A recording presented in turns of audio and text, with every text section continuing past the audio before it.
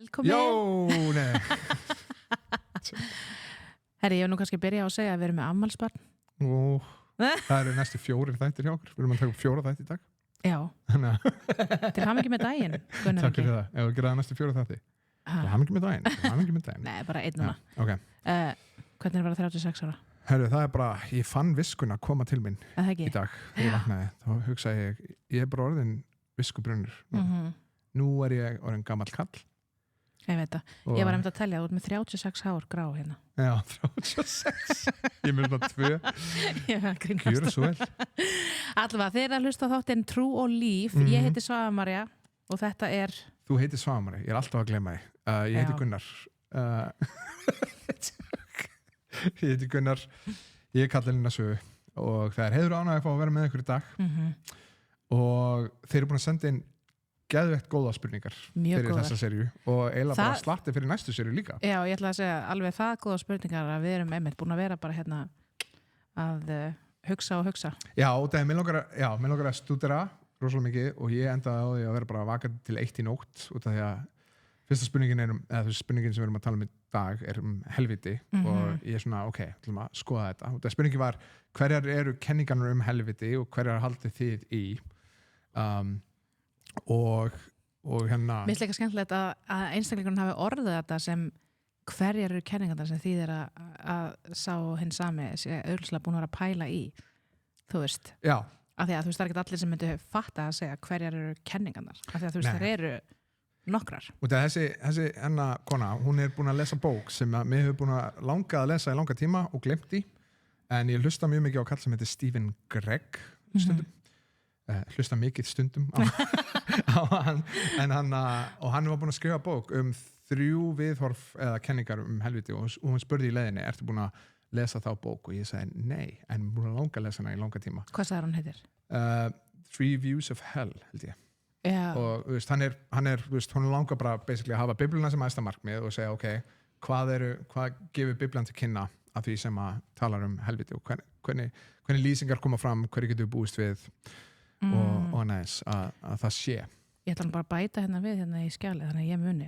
Já. Hann heitir Stephen Gregg. Gregg með 2 Já, ég heyri það. 2 G-um og með vaffi í Stephen. En að það. 3 views of hell. Já. Sagði það, ok. Þannig að hann kemur svolítið inn á þetta að það eru basically, hann fer í kirkjufeðunar í Oregon og annars og hann talar um skólana sem voru settur upp fyrir frumkirkjuna fyrir fyrstu 200-300 árin. Okay. Og hann talar um skólinn í Ephesus og skólinn í Róm og svo skólinn í Laodikíu og annars. Og þegar það kom að viðhorfum gagnvart helviti að þá var mjög mismunandi um hvernig hver skóli trúði því að Biblían væri að kenna um helviti. Og það var bara 1 skóli af 6, ef ég man rétt, sem að kendi helviti eins og við tölum um það í dag í típiskum þú veist, að það sé bókstaflegur eldur og að fólk sé að svona þjást eili. Hann kallaði þetta Eternal Conscious Torment og ég var eitthvað að reyna að þýða þetta yfir á íslensku, það með líður eins og það sé ekki mikið að guðfræðilegum hugtökum á íslensku, en ég þýddi þetta sem eilíf meðvituð kvöl. Er það góð þýðing? Eternal Conscious Torment. Já, það er alltaf betur en hitt svo þýttir hann daginn. Og það hefur verið, sko, ég reyndi að þýða og þá er það bara orðið meiri skemmtiatriði heldur en eitthvað. Sko, nú mann ég ekki eins og setninguna. Jú, eitthvað snifsi. Nei. Ég man ekki. Glittir. Já, glittir. Glittir. Það glittir. Það er svo gott. En allavega, þá erum við, það er svona típiska hugmyndunum það sem fólk er með hvað helviti er. Já. Og það er þessi hugmynd að allir eru skapaðir til þess að lifa eilíflega og annarkvort lifir eilíflega með Guði eða þú lifir eilíflega frá Guði sem er þá helviti.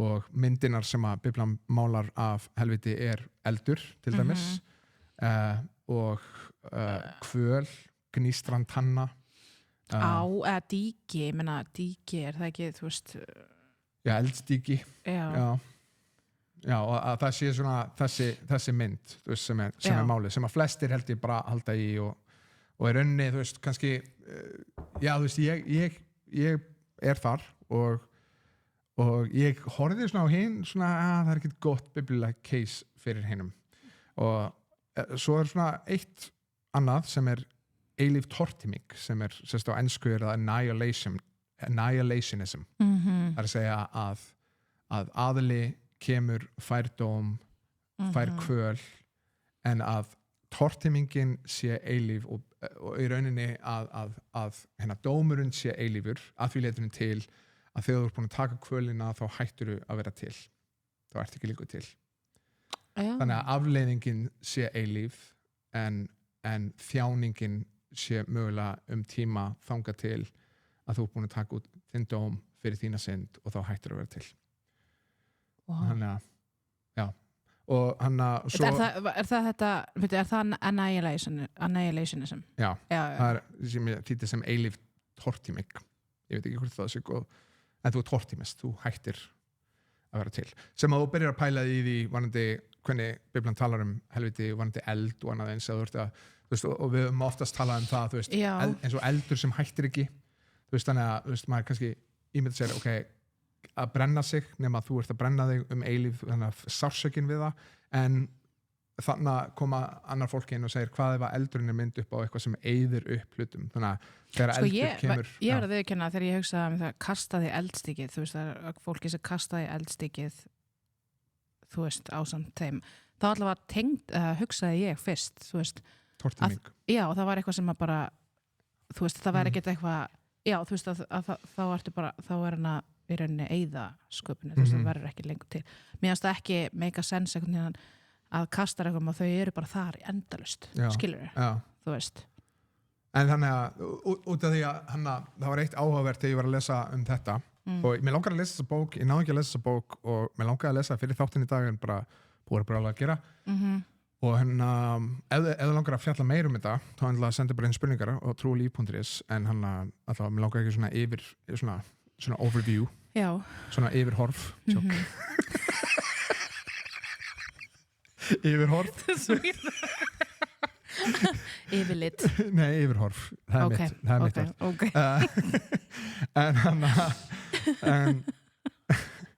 en já, þannig að það er mjög áhugavert þannig að til dæmis að koma inn á að hluti af því sem að gera það verkum að við allir halda í þessa hugmynd eða þú veist eilífa meðvitaða kvöl er að í og þetta þjást þá endalaust að í svona huga kristina manna er það oftast þessi hugmynd að vera sköpuð til þess að lifa eilíflega og þá ég var að lesa eitt sem að heldur í þetta viðhorf þetta með eilífa tortímingu það að segja að afleiðingin sé eilíf nema að þú tortímist og hann sagði að sú hugmynd að allir aðilar lifi eilíf eftir að þau eru skapaðir kemur frá grískri heimspeki meira heldur en Biblíunni og þú getur ekki sagt með frá einu vessi í Biblíunni þar sem hann sagt að hver aðili sem er skapaðir mun lifa eilíf og vera til eilíf og svo byrjar hann að nefna vessin en þegar Jesus kemur þá segir hann hei komið til mín og þá munið þið fá eilíft líf komið til mín eða þú veist að í Guði í rauninni þessi eilífa líf þannig að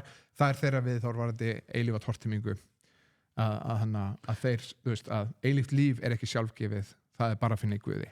Einmitt, og svo það seinasta þriðja viðhorfið sem að mér finnst versta að öllum er alhliða frelsun eða universalism.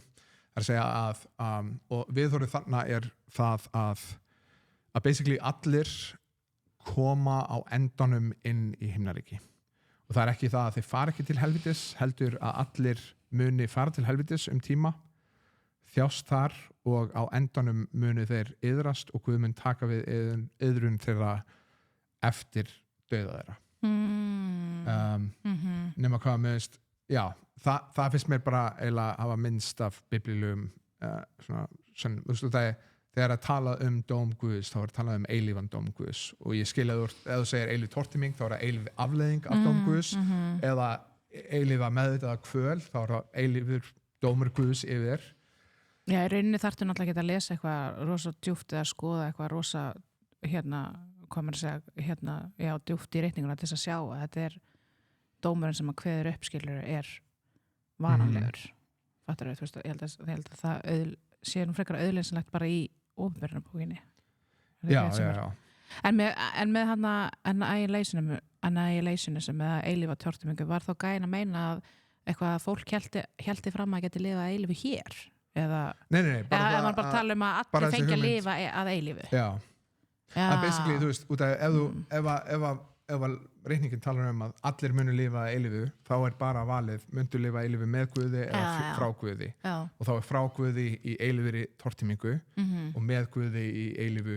lífi, gleði, hamingju og svo framvegis þú veist, þannig en þannig segir hann að þessi hugmynd að menn og ég bara kynnast þessu viðhorfi, ég ekkert búin að skoða þetta eitthvað mjög djúpt en þetta er svona það sem að þeir höfðu haldið í Ok, ef við fara yfir Hugtökin Herri, við getum gert það en viltu fara yfir orðin sem notað yfir helviti Já, allavega hérna stendur Sheol á hebresku sem þýðir gröf, staður, hinna dánu undirheimar, kemur fram 66 sinnum í Gamla testamentinu svo það Hades eða Hades, það grískt orð svipað og Sheol nema kemur fyrir einu sinni í Gamla testamentinu eða í allri biblíunni Nei, ég er að svipað og Sheol nema kannski einu sinni það sem ósvipað, það að segja það sem það lítur út fyrir að vera smá dómur eins og við hugsum helviti og kemur 11 sinnum fram í Nýja testamentinu Gehenna grísk þýðing á dalur himnóms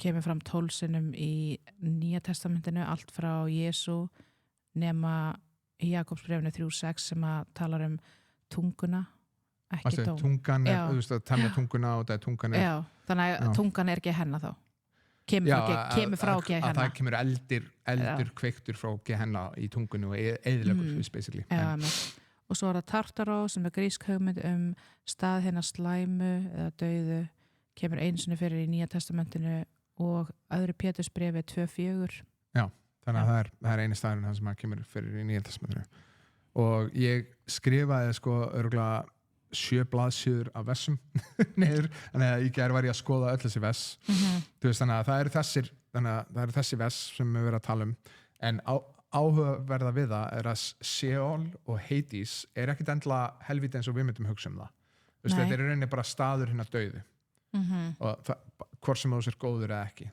og svona gröfin og þú veist, merki upp á dauðan það er rosalega oft í sálmunum það sem að segir sál mín komin á stað Sheol bara svona, veist það sem ég bara svona komin í gröfuna og bara allt bara eitthvað að takta mig niður í Sheol og þannig að það ekkert endilega þannig að það kemur fram 66 sinnum og 11 sinnum í Nýja eða þú veist, Hades 11 sinnum í Nýja testamentinu Sheol 66 sinnum í Gamla testamentinu og svo kemur Gehenna sem meira þessi mynd sem að við hugsum þegar kemur helviti og það kemur 12 sinnum fram í Nýja testamentinu en það er eiginlega bara Jesús sem talar þetta þú veist, Jakobsbréfið talar þetta og talar tunguna þú veist, hann er ekkert endilega fókus á dóm Guðs eitthvað svoleiðis, heldur það eiginlega bara Jesús sem talar helviti í Nýja testamentinu fyrir utan í öðru Pétursbréfi 2 þar sem að hann notar þetta orð Tartaró og hann nefnir það einu sinni þannig að það er ekki mjög mikið af vessum sem að gefa svona dítela hvað helviti á að vera hvernig helviti á að vera kannski getum við hoppað inn í eitthvað sem heitir pásuna Jú, algjörlega Ertu með eitthvað ferskt lag fyrir okkur? Bæði við Svafa er búin að vera að standa sig geggjað vel í að finna geðveika tónlist sem að örugglega flestir hafa ekki heyrt áður þannig ekki alveg.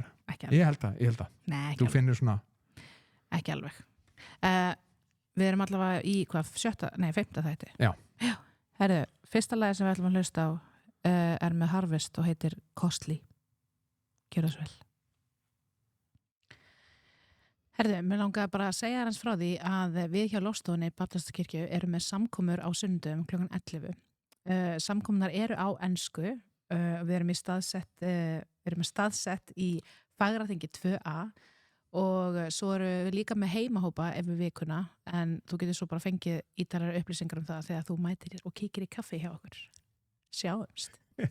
Herðu, mér langaði líka að taka það fram að Trú og Líf komið við heimasíðu, þess að trúolíf.is það sem við ætlum að láta þessa þætti en líka meira af kennsluefni sem tengist ýmsum atriðum sem tengist Biblíunni og við vonum að það sé þér til uppbyggingar en svo erum við líka hægt og rólega að fara að bæta inn greinum og meira efni í framtíðinni sem við vonast til þess að hjálpi þér að vaksa í trú og von og kærleika og þannig að ef þú vilt kíkja á það þá er það trúolíf.is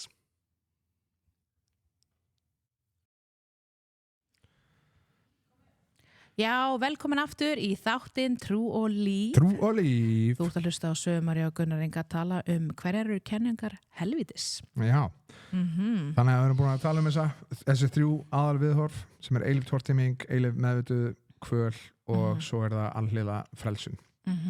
Og já, mér langar kannski að byrja að nefna ef við tala alhliða frelsun og af hverju mér finnst það að vera lélegt, þú veist.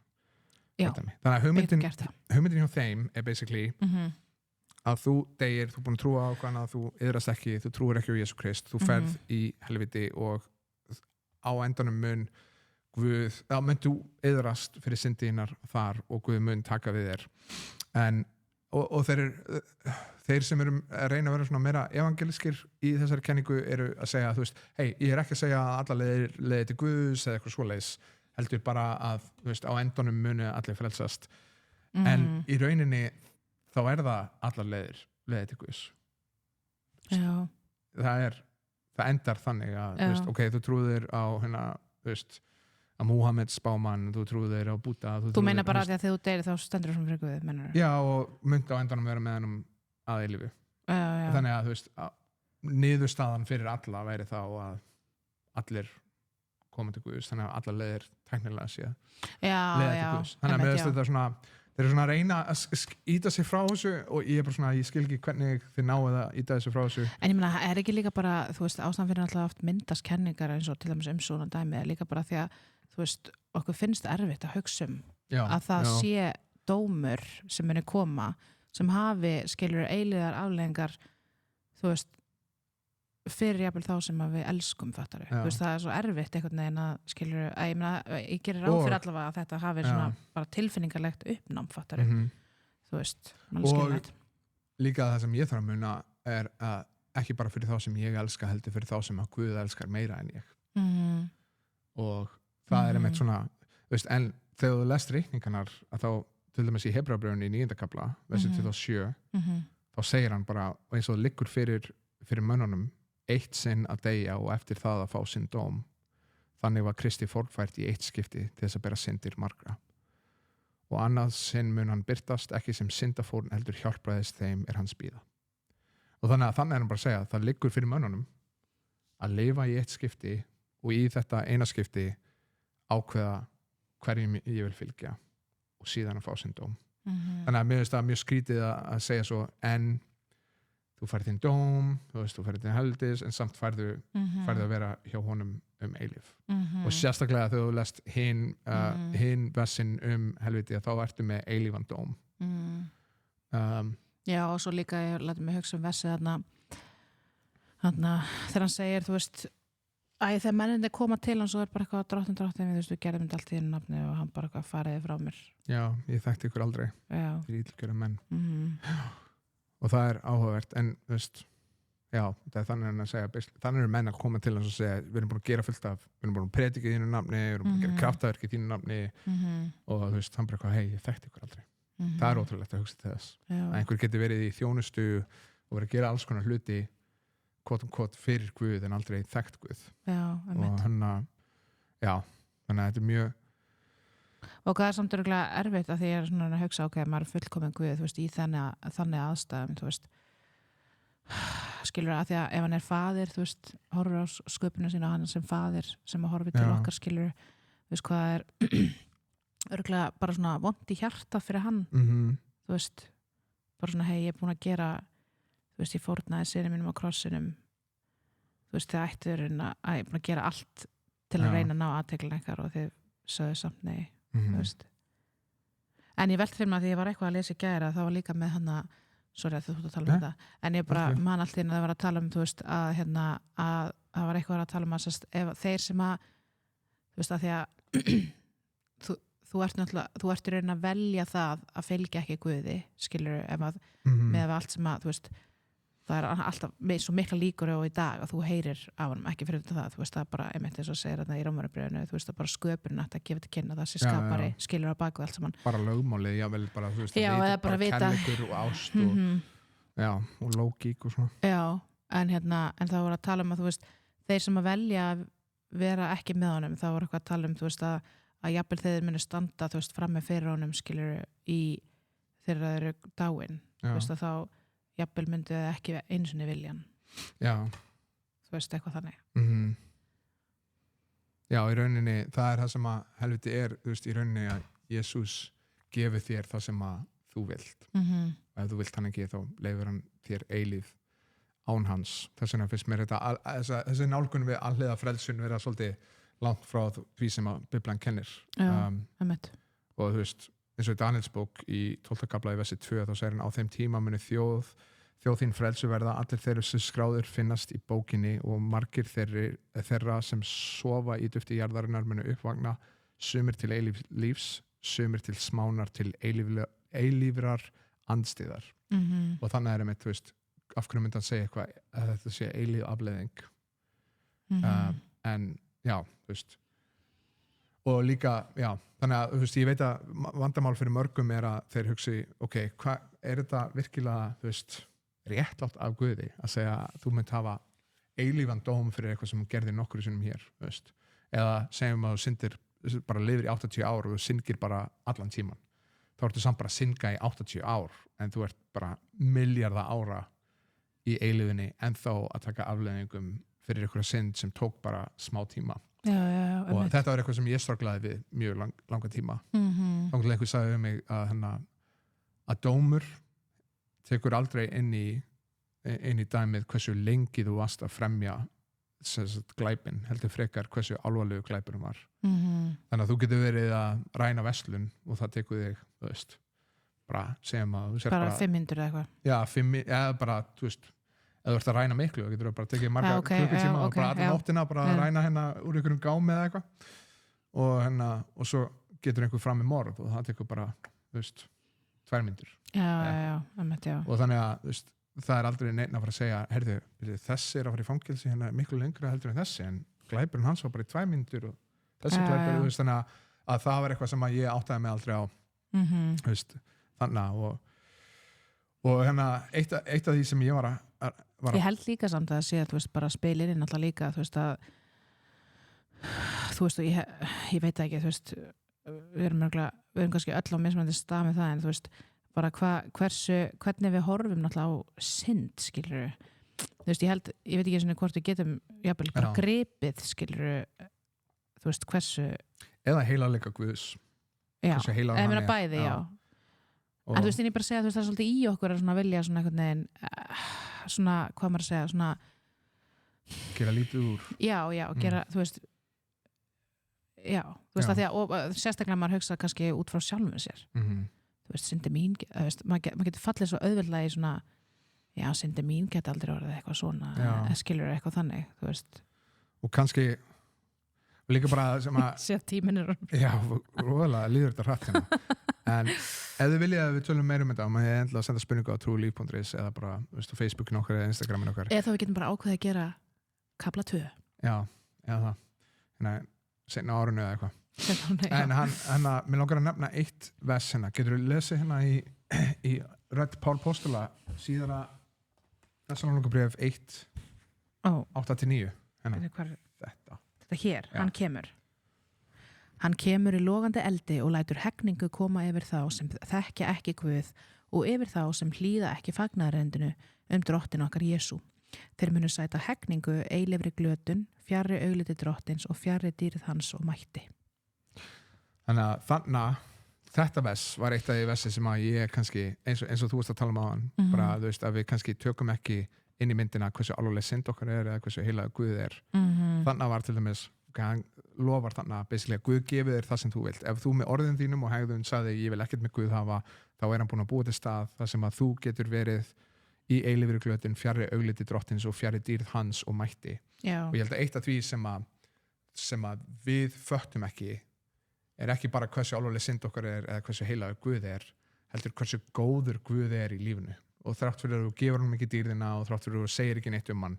Þú veist, Jakobsbréfið segir, villis ekki bræður mínir, þeir elskaði, sér hver góð gjöf og sér hver fullkomin gáfa er ofan að og kemur niður frá föðurljósana, hjá honum er engin umbreytingin í skuggar sem koma og fara. Þannig að hann er að segja, allt í lífinu sem er gott er frá Guði föðunum. Það er að segja, nautnin á mat, gleðin, kærleikurinn, ástin, bara að vakna og sjá sólina og sjá hversu undursamleg hún er að fá kærleika frá fólkinu í kringu þig, allt sem að gefa þér eitthvað jákvætt í lífinu er góð gjöf sem er gefin af Guði og þannig að, þú veist, ef við látum það í samhengi við 1. Þessalóníkubréf 1:8-9 þá segir hann, hei, ef þú vilt vera fjarri mér þá mun ég draga mig og allt mitt frá þér og ég skal skilja þig eftir í því sem þú ert án minna gjafa. Ein spurning samt, bara ánur stoppum. Hann segir hann kemur í logandi eldu og lætur hegningu komið við þá sem þekki ekki Guð.